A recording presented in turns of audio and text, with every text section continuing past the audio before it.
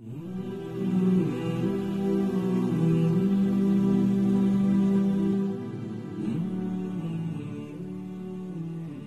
جهان فانی بنگر، هر طرف شور و شر است.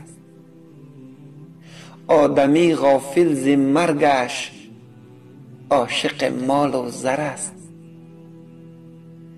نیست رحمی را برادر بر جگربند پدر، دختران را نیست شرم و این جدال با مادر است.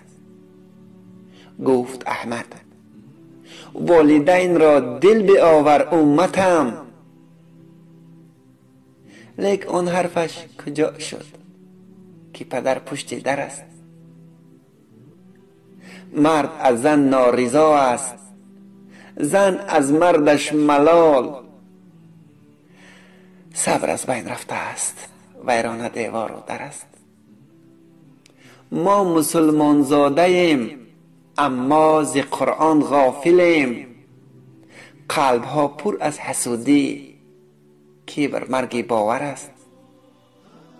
رفت رحم و شفقت و قیمت ز دلهای بشر، قدر حیوان این زمان از آدمی بالاتر است.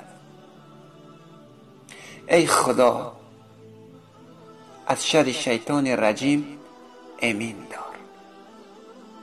مرگ دنیای ابد از زندگی اولاتر است.